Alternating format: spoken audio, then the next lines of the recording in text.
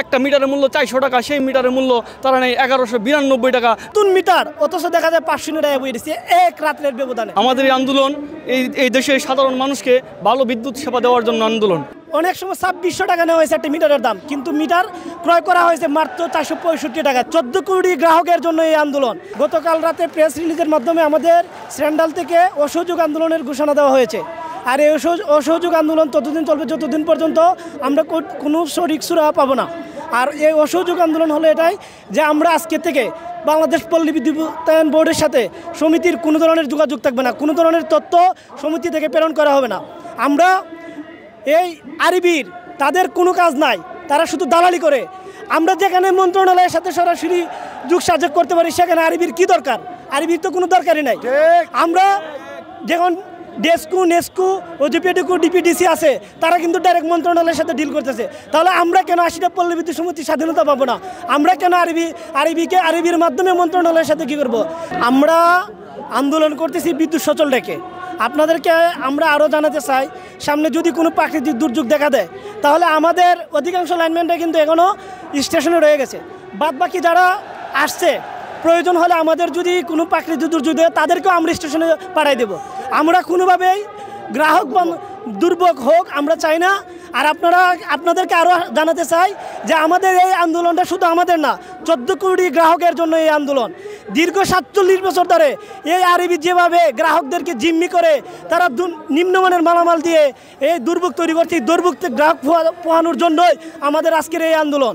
আমরা আরবির কাছ থেকে মুক্তি চাই, আমরা একটা স্বাধীনতা চাই। আমি আমার বাস্তব অভিজ্ঞতা থেকে বলি, আমি কাজ করতে গেছি, আগের দিন মিটার লাগাই আসছে, পরের দিন আমি গেছি নতুন মিটার, অথচ দেখা যায় 500 টাকা বই দিচ্ছে এক রাতের ব্যবধানে।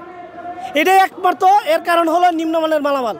আমাদের অফিস থেকে অনেক সময় 2600 টাকা নেওয়া হয়েছে একটা মিটারের দাম, কিন্তু মিটার ক্রয় করা হয়েছে মাত্র 465 টাকা দিয়ে।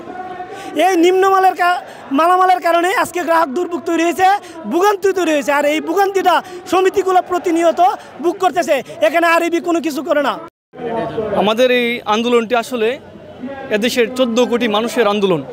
এদেশের সাধারণ মানুষকে একটি সিন্ডিকেট থেকে বাঁচানোর জন্য আমাদের আন্দোলন।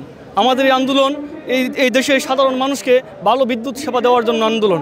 আমাদের এই আন্দোলন এই দেশের সাধারণ মানুষের বিদ্যুৎ বিল কমানোর আন্দোলন। আমাদের এই আন্দোলন সাধারণ মানুষ ঘরে যেন সুস্থভাবে সুন্দরভাবে বিদ্যুৎ পায়, নিরাপদ বিদ্যুৎ পায়, সেই জন্য আন্দোলন। আপনারা জানেন বাংলাদেশ পল্লী বিদ্যুতায়ন বোর্ড যে সকল মালামাল এই সারা বাংলাদেশে ছড়িয়ে ছিটিয়ে দিয়েছে তা অত্যন্ত ঝুঁকিপূর্ণ।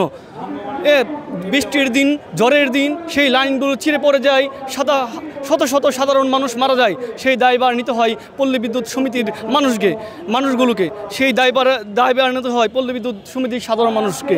সেই কূপ থেকেই আজকে হাজার হাজার মানুষ এখানে এসেছে এই মুক্তি নিতে, পল্লী বিদ্যুতায়ন বোর্ডের সিন্ডিকেট থেকে মুক্তি নিতে।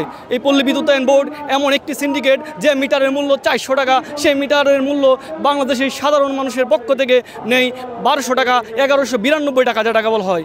একটা মিটারের মূল্য 400 টাকা, সেই মিটারের মূল্য তারা নেয় 1192 টাকা। আপনারা একটা জিনিস দেখবেন, গ্রামে গ্রামে হাজার হাজার নিম্নমানের মিটার আছে, বিদ্যুৎ নাই। মনে হচ্ছে যে গ্রামেতে বিয়ে বাড়ি চলতেছে, গ্রামেতে বিয়ে বাড়ি চলতেছে, মানে সমানে মিটারে লাল লাল পালস মারতেছে। এই লাল লাল বিদ্যুৎ ছাড়া লাল লাল পালস মারা মানে গ্রাহকের বিদ্যুৎ বিল হওয়া, এটার একমাত্র কারণ নিম্নমানের মিটার।